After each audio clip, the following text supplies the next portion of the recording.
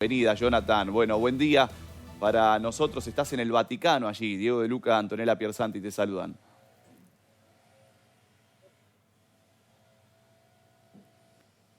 Estamos Bien, Diego. tomando contacto, sí. ¿Escuchás? Sí, Johnny, te escuchamos. ¿Nos recibís bien? Ahí lo recibo bien. Bueno, hola Diego, hola Antonella. Bueno, acá estamos en este día y en esta jornada intensísima en el Vaticano. Desde muy temprano se sonaron las campanas a pasar las 9:15 salió el cuerpo, el féretro del Papa Francisco y caminó 9:30, ya estaba ingresando a la Basílica de San Pietro, entre 9:15 y 9:30, transitó un rato por la Piazza San Pietro y a las 11 en punto se abrieron las puertas, ya hay gente, hay muchísimas personas que están llegando a San Pietro por la vía de la Conciliación, pero que ya en mucho orden, con mucha tranquilidad, están entrando por el sector derecho y saliendo por el sector izquierdo, van saludando, se acercan hasta el atrio del Papa Francisco, para destacar lo que venimos hablando Diego y Antonella en las diferentes emisiones del Canal 26, la simpleza y marcado desde el inicio, el ataúd del Papa Francisco está a ras del piso, un poquito elevado nada más. Eso ya nos marca una distancia de todo lo que era en los catafalcos, en los tres ataúdes, y totalmente elevados. Y esto es un signo, venimos hablando de que siempre el Papa se proclamó como uno más, pese a obviamente ser el jefe de Estado del Vaticano. Bueno, Jonathan, vos tuviste la posibilidad, la oportunidad de conocerlo, de estar con él, de saludarlo inclusive. Quiero preguntarte por las sensaciones que te transmitía, pero también hay información respecto del arribo de un cardenal. Bueno, en este momento en que se habla tanto del sucesor, del cónclave, que se hará más adelante, por supuesto, pero quiero hacer foco en estos ítems. Primero en tu vivencia personal cuando lo conociste a él y luego en esto a lo que hacía mención respecto de un cardenal que arribó allí al Vaticano. Estamos compartiendo las imágenes justo.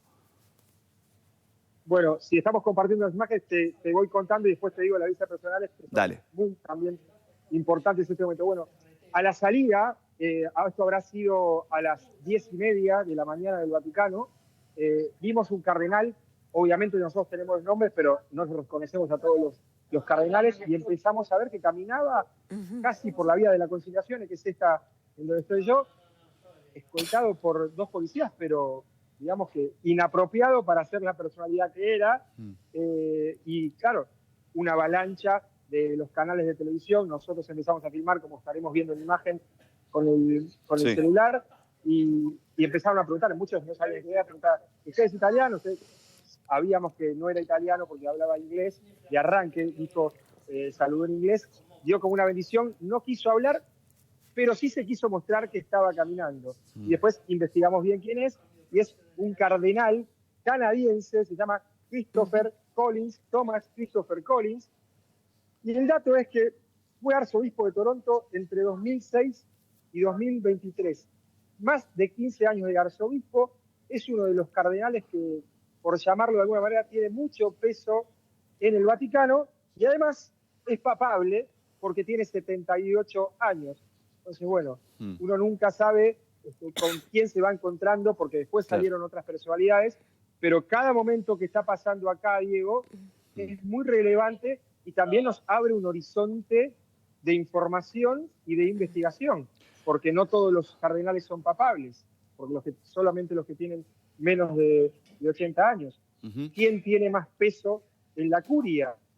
Porque hablamos que está Kevin Farre, que es el camarlengo, pero también estábamos informando en las distintas emisiones de que quien toma muchas decisiones en este momento es el presidente del Colegio Cardenalicio, que es Giovanni Battista Re, que, por citar ejemplo, Joseph Ratzinger, antes de ser papa, fue el presidente del Colegio Cardenalicio y que fue quien presidió la homilía y la misa en el funeral de Juan Pablo II, y Giovanni Battista Re, italiano, va a ser quien presida la misa del funeral del Vaticano, pero no es papable. Ahí está el detalle, tiene 91 años, pero su injerencia es muy importante en la curia romana, porque como les decía, además del camarlengo, que no es quien tiene ahora la potestad, sí tiene la responsabilidad de la organización, pero es Giovanni Battista Re, el presidente del colegio cardenalicio, quien va tomando las primeras palabras y va llevando, digamos, como va siendo la guía hasta la organización del cónclave. Y por eso quien nos encontramos, vimos que era un cardenal con peso fuerte por su caminata, porque se paró, porque era conocedor de que se estaba metiendo en la vida de la conciliación donde está la gente. Bueno, no habló de una bendición, pero se dejó mostrar por 5 minutos. Ese cardenal es el cardenal canadiense, como le decía, Christopher Thomas Collins. Bien. Y ahora, volviendo a las sensaciones, lo que me preguntaba Diego, sí. Para nosotros, obviamente que es muy especial porque es el Papa argentino. Y después, para mí en lo personal, como vos bien decías, yo tuve la oportunidad de conocerlo. Y hoy, viendo toda la información, todo lo que la gente también empieza a valorar o apreciar o a distinguir del Papa Francisco, yo tuve la fortuna de palparlo y de comprobarlo desde los primeros meses de su papado. Por ejemplo, yo vine en agosto del 2013, a poco menos de 6 meses cuando asumió, y en una reunión por el Ferro Agosto, el feriado acá en Italia, se fue a la zona de Castel Gandolfo, donde están los papas, donde estaba el Papa emérito Joseph Ratzinger y donde es la estancia veraniega de los papas, pero él se fue solamente para hacer una misa, pero en un momento más tarde volvió caminando, volvió con un auto y paró porque había 30 personas gritándole Papa Francisco, Padre Jorge. Esas 30 personas, la mayoría éramos argentinos, entonces él frenó, hizo que la policía no entendiera lo que estaba haciendo, solamente para bajarse y saludar, y se quedó 15 minutos dándole la mano a cada uno de nosotros. Claro. Y eso pasó en más de una oportunidad. ¿Por qué hago este ejemplo? Por la cercanía de la gente, porque en el 2016 me lo volví a encontrar dentro de una aula, cuando se armó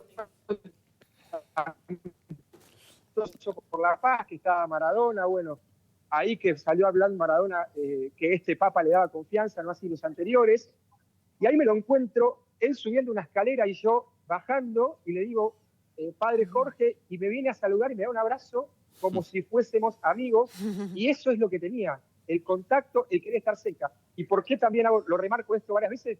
Porque tal vez eso fue lo que precipitó el fallecimiento el lunes, porque las condiciones del Papa no estaban el domingo para que el Papa salga a hablar, no estaban. Venía de la internación de una neumonía bilateral, se había hablado de los médicos de acá del Vaticano, las severas consecuencias que tenía, en un Papa que recordemos que tiene un pulmón, que tuvo graves consecuencias por la neumonía de respiración, además había recibido transfusiones de sangre por anemia. Bueno, todo eso no importó, porque el Papa, si no estaba internado, aunque no podía hacer más que felices Pascuas, dijo, habrá pensado, es lo que pensamos, si no estoy internado, por lo menos salgo al balcón.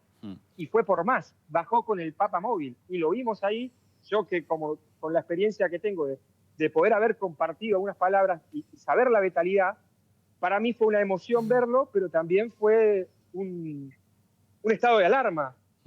La primera vez que lo veo y que lo veo tan débil, tan vulnerable, porque no podía levantar la mano. Se lo notaba que estaba casi queriendo esforzarse para decir Felices Pascuas, después dijo Felices Pascuas, hizo la señal con las manos apenas pudiendo moverlas, y después bajó. Se atrevió a bajar con el Papa móvil. Claro. Entonces, como decimos más en argentino, murió con la suya. Exacto. Murió estando en su ley, al lado de la gente, en su ley. Sí, exactamente. Bueno, Johnny, esto que nos contás que lo pinta de cuerpo entero, no solo, insisto, lo que lo llevó a ser el Papa, a ser electo como Papa en su momento, sino lo que caracterizó su papado durante esos 12 años, que nada cambió, que no se movió un ápice de su accionar, de su pensar, de su sentir, y que fue coherente. Quiero preguntarte un poco por el ambiente, ¿eh? Aquí son 7:17 de la mañana, entendemos que es cerca del mediodía allí, pero ¿cómo está en estos momentos, ya habiendo pasado un par de días de la noticia del fallecimiento, del deceso de Francisco? ¿Qué percibís, qué sentís allí en cuanto a la gente, qué semblanteás? Mirá, Diego, como vos bien decís, acá ya pasó el mediodía, se está transitando con tranquilidad, como les decía en un principio. Hay mucha gente joven, hay mucha gente joven. Y eso también refleja otro de los legados de Francisco, siempre dándole importancia tanto a los ancianos como a los jóvenes. Él llegó a decir muchas veces, no hagamos negocio con los jóvenes, no nos aprovechemos de los jóvenes ni de los pobres. Siempre habló en defensa de los más jóvenes y de los más ancianos. Y esto hoy se ve reflejado. Se ve reflejado por mucha gente joven de todos los países que va llegando a Roma y que va llegando a la plaza, pero con total tranquilidad e incluso, te diría, con ánimos de nostalgia, de llantos, pero de emoción. También de alegría por poder ingresar. Y por eso también se hacen varios días el velatorio, porque se sabe que va a venir mucha gente y va a estar abierto desde hoy hasta las 12 de la noche. Se abre mañana a las 7 de la mañana la basílica para el ingreso de los fieles, que ya van a estar desde mucho tiempo antes, esperando para hacer los primeros ingresos, desde mañana hasta las 12 de la noche, y el viernes desde las 7 de la mañana hasta la tarde, hasta las 18, 19 horas, porque ahí ya se va a preparar para el funeral propiamente dicho, que va a dar lugar el sábado a las 10 de la mañana aquí atrás, en la Basílica de San Pietro, que lo presidirá, como les decía anteriormente, el cardenal Giovanni Battista Re, el presidente del Colegio Cardenalicio, y de allí es una ceremonia que va a ser duradera. Pasado el mediodía, no tenemos la hora exacta, pero más llegado a la tarde, va a ser trasladado a la Basílica Santa María de la Maggiore, donde el Papa Francisco decidió descansar y que sus restos reposen en Santa María de la Maggiore. Allí se va a hacer la inhumación final a la tarde del sábado. Claro, y esa decisión, Jonathan, donde el Papa Francisco con anterioridad se anticipó, por supuesto, por su figura, pero también por sus deseos y por su percepción a dónde descansarían sus restos, tiene mucho que ver inclusive ahora, ¿no?, en la eternidad, porque significa para la Iglesia Católica un mensaje más dentro de todos los que dio, de tener los pies en la tierra, como él siempre decía, de estar con la gente, de que ser la máxima autoridad de la Iglesia Católica no lo mantenga aislado. Esto también es un hito, su decisión en donde descansan sus restos. Y para Italia es significativo. Es muy significativo, Antonella, y también es otro mensaje. Cada decisión de Francisco deja un mensaje. Está en la Basílica Santa María de la Maggiore, entre otras cosas, por su devoción por la Virgen María.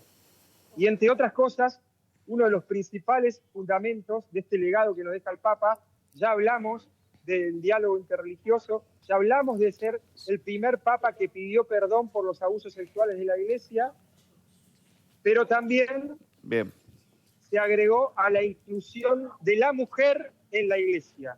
Sin duda. Esto fue muy controvertido. Bueno, y no es casual que vaya a una basílica en su devoción por la Virgen María, Santa María de la Maggiore. Y otro detalle más, hoy en el canal Vatican News, mientras estaba transmitiendo en directo, había una monja al lado de la transmisión oficial, como guiando lo que estaba sucediendo. Jonathan, todo esto tiene que ver con el legado de Jorge Bergoglio. Impecable trabajo, queremos agradecerte por supuesto y bueno, vamos a seguir en contacto a lo largo de toda la programación del canal. Gracias. Así es, Diego y Antonella, hasta luego.